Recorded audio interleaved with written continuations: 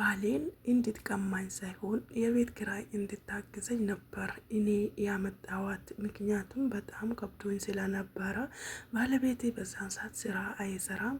እኔም ደግሞ ትንሽ ካገዘችኝ ብዬ በወር 500 እና 500 ሪያል ነበር የምንከፍለው። ስለዛ እኔ ደግሞ ሲከብደኝ ሰው የሀገሬም ልጅ ስለነበረች እንታወቅም ስለነበረ ይዣት ቤት መጣውኝና ለባለቤት ስጠይቀው ስንመካከር እሺ ችግር የለውም ብሎ ነው ይዣት የመጣውትኝ ነው ያለችው። እንግዲህ ያው ባመጣቻት ባሏን ቀማቻት ማለት ነው።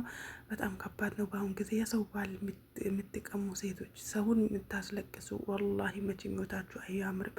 ለእናንተ ያልሆነው ለዛች ሴት ያልሆነው ወደ እናንተ ጋር ደግሞ ሲመጣ ያ ወንድ ለእናንተ እንደማይሆን ጠንቅቃችሁ ማወቅ አለባችሁ። እናንተ ሴቶቹም ደግሞ በሰው ላይ በሰው ህይወት ላይ ደግሞ እንደዚህ ደግሞ መጫወት ተገቢ አይደለም። የሰው እንባ ጥሩ አይደለም። የሰው ድንጋጤ ጥሩ አይደለም። ይህን አንድ አመት ሙሉ እሷ ሳታቅ እናንተ እንደፈለጋችሁ እየሆናችሁ እሷ ግን በታማኝነት ንጹህ ልብ ስላላት እሷ በስነ ስርዓት ሰርታ በሰው ወቅ እየላከችለት የሚፈልገውን ነገር እያረገችለት እየቀለበች ሁለታችሁንም እየቀለበች የነበረችዋን ሴት እናንተ ደግሞ እሷን በዚህ ልክ ደግሞ መጉዳቱ ተገቢ አይደለም። እሷ ያደነገጠችው እሷ ያለቀሰችው እንባ እናንተን ደግሞ አንድ ቀን ዋጋ ያስከፍላችኋል። አሰላሙ አለይኩም ወራህመቱላሂ ወበረካቱ። ውድና የተከበራችሁ ውድ ቤተሰቦቼ እንዴት ናችሁ? እንዲሁም ክርስቲያኖች ሰላም ቢያለው። አረብ ቪዲዮን ላይክ አድርጉልኝ፣ ሰብስክራይብ አዲሶች ሰብስክራይብ ላይክ ያረጋችሁ፣ ነባሮች ደግሞ ላይክ ኮሜንት ያረጋችሁ አበረታቱኝ። ቪዲዮ እየታየ የለውም። እናንተ ደግሞ ላይክ በማድረግ እንድትተባበሩኝ በአክብሮት በትህትና ይጠይቃለሁ። እና መግቢያ ላይ እንዳያችሁት ፎቶ ላይ ማለት ነው እንግዲህ የተጋቡት ባልና ሚስት 4 አመታቸው ነው። በ4ቱ አመት እንግዲህ በቤተሰብ ነው የተጋቡት። እነሱ እዚሁ ተገናኝተው ተዋውቀው ነው እንግዲህ የተጋቡት። ቤተሰብ ኒካ አስሮላቸው አብረው እየኖሩ ወንዱ ደግሞ ስራ የለውም እና ስራ አልገባም። እሷ ናት የቤት ኪራይም የቤት ወጪ ቀለብ አስፈላጊው ነገር እሷ ናት ተራሩጣ ብታመጣው። ወላሂ ነው በጣም ያሳዝነችኝ ማለት ነው። እኔ በጣም ከመቆጠቤ ብር ካለማጥፋት እየተነሳ ዘይት የምግብ ዘይት ነበር ለጸጉር የሚቀባው ነው ያለችው። ምክንያቱም እኛ አንዳንድ ጊዜ እየቆጠብን ራሳችንን እየጎዳን በኋላ ደግሞ የሚቆጭንን ነገር ሆኖ ይገኛል። እሷ ብር ላለማጥፋት እሱን ለማስደሰት እሷ በጣም ታማኝ የመጨረሻ እሱ ራሱ በአደባባይ ነው የገለጸላት ማለት ነው።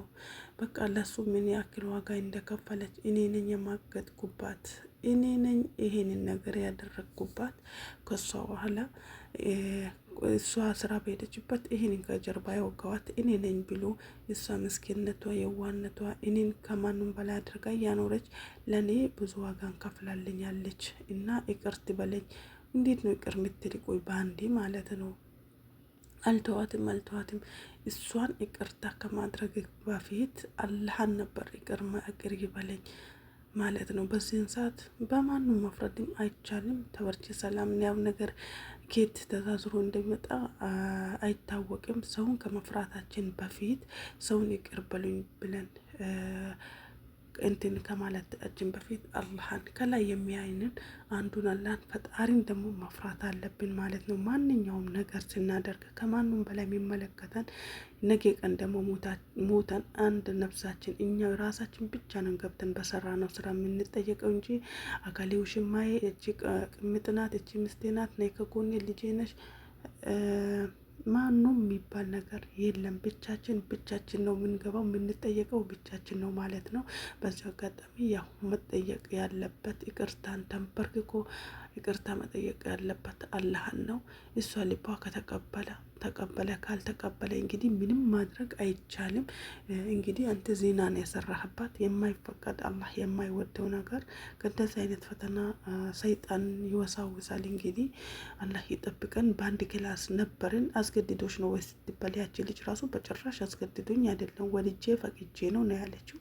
እና እንዴት እንደዚህ በአደባባይ ወጥተሽ ልትናገሪ ቻልሽ? እንዴት ለምን አደባባይ ወጣሽ ስትል ስትላት አይ እኔ እሷን በውስጥ መስመር ቢነግራት ኖሮ እሷ ላታምነኝ ትችል ነበረ። ስለማታምነኝ ደግሞ እሱም ደግሞ እንደ መጀመሪያው እያሆነልኝ ስላልሆነ እሱን መበቀል ስለፈለኩኝ በአደባባይ ሚዲያ ላይ አውጥቼዋለሁ። እሱ እንደ መጀመሪያ አልሆነልኝም። እሱስ እንደ መጀመሪያ ለምንድን ነው ያሉን ከለት ሲባል እንግዲህ እኔ ወደ ምስቴ ጋር መመለስ ስለፈለኩኝ ይሄንን ጉድ ታወጣብኛለች፣ በአደባባይ አውጥታ ታሰጣኛለች፣ ታዋርደኛለች አላልኩም።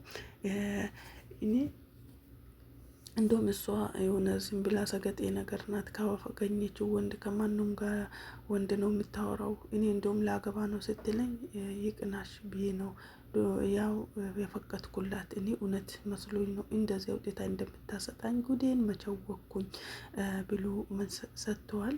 እንግዲህ ምስቲም የትፈልገው አሁን ከእናንተ እኔ ምንም ነገር አልፈልግም፣ እናንተን የቀለብኩበትና የቤት ኪራይ እንዲከፍለኝ ይፈልጋለሁ። መጀመሪያ እሷ ቁጭ ብሎ ቤት ስትቀልበው የነበረው ልጅ አሁን ደግሞ ወጥቶ በስነ ስርዓት ይሰራል ማለት ነው። እንግዲህ ያው ወንድ ልጅ ሁሌም ስራ ያገኛል ማለት አይደለም። በጣም ከባድ ነው ከስራውም አንጻር። ሴቶችም ያው በተለይ ጠፍቶ የሚሰራ ሰው ውጭ የሚንሰራ ከሆነ በጣም ከባድ ነው። ስራ እንደ ድሮ አይደለም። ያው ከውጭ የሚያመጡት ሰውና ኮንትራት የሚያመጡት ሰው ሰማይና ምድር ነው። ኦቨር ነው የሚወጣባቸው ማለት ነው። እነሱ ኮንትራት ማምጣቱን ነው የሚመርጡት ማለት ነው። ከዛ ስራ ቀዝቅዝ ብሏል። ከስራው አንጻር ነው አላህ ርስቃችን ያስፋልን ይክፈትልን ማለት ነው። አልሙም እንግዲህ እሱ መጀመሪያ ቁጭ ብሎ ሲበላ የነበረው አሁን ደግሞ እሷ ይህንን ካወቀች ብቻ ይሁን ወላሁ አለም፣ እሱን አላቅም። እሱ ደግሞ ስራ ገብቶ ቀጥለት ብሎ እየሰራ ነው። ያችም ልጅ እስከ 4 ወር ድረስ እሷ እየላከች በሰዋቂም በምንም ብላ ብር ስትልክለት እሱ ደግሞ ከዚች ከቅሚጧ ጋር እንክት አድርጎ ግጥም አድርጎ እየበላ እየጠጣ፣ እቺ ደግሞ በሰው ቤት እየተንከራተተች በየወሩ በየሁለት ወሩም ትወጣለች። እሷ ምን አለብኝ ብላ እሱም ደግሞ ሰው መስሎ ሲቀርባት ብታምነው ባሏ ነው። በጣም ነው ማምነው። አንድም ቀን ተጠራጠሪውም አላቅም። ስልኩንስ አላየሽም ወይ ስትላት በጭራሽ ለምንድን ነው ማየው? ካመንኩት በኋላ አመንኩት ነው። እያችሁት እምነት መኖሩ አንዳንዴ የዋህነት ይጎዳል ይመስላል እንጂ በጣም ይጠቅማል። ምክንያቱም እንደ ሰው ሸርሰ ካላሰብን አላህ ኸይር ነገርን ያመጣልናል ማለት ነው። ለሷ አላህ ኸይር ነገር አስቦላት ነው እንጂ የሆነ ነገር ብትበድል የሆነ ነገር ብታጠፋባት እሱ ሰርቶ የሚያስተዳድራት ነገር ቢሆን ማለት ነው እትፍ ብሎ ነበር የሚያልፍባት። ካሁን በኋላ አጠገቤ እንዳትቀርቢ ነበር ሚላት። እሷ ግን የከፈለችለትን ዋጋ እሱ በአደባባይ መስክሮላታል። አልካደም፣ እውነታውን ተናግሯል ማለት ነው። እችም እህታችን ደግሞ እኔ በጭራሽ እኔ አንቴን አልፈልግም ከህይወት ወጥቻለሁ ሲል 11 ሺህ በነበረበት ሰው እንግዲህ ስትለመን እምቢ ብላለች።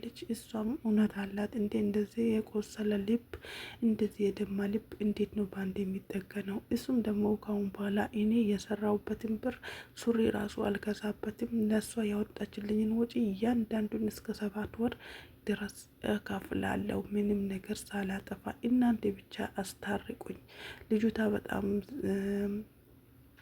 የእርጋታዋ ወላሂ በጣም ነው ደስ የምትለው ማለት ነው። ማሻአላህ ያዙኝ ልቀቁኝ ሳትል ያለውን ነገር በስነ ስርዓት እሱንም ውሽማዋንም አስመጥታ እንግዲህ በስነ ስርዓት ተገቢ ባለው መልክ መታ ተናግራ፣ ብዙም መናገር ሳይሆን ቁፍጥና ያለ ጠርመጠን ያለ ተነጋግራ ነው እንግዲህ ልጅቷም የወጣችው። እሱም ደግሞ ተይ እንደዚህ አይደለም ምስቴ፣ እኔ በድዬሻለሁ፣ እኔ አጥፍቼብሻለሁ፣ ይቅር በይን ሲላት እኔ በጭራሽ ይቅርታን አልፈልግም፣ ያለውን ነገር ደግሞ በቤተሰብ እጨርሳለሁ ብላ እየተነጋገሩ ያለ እንግዲህ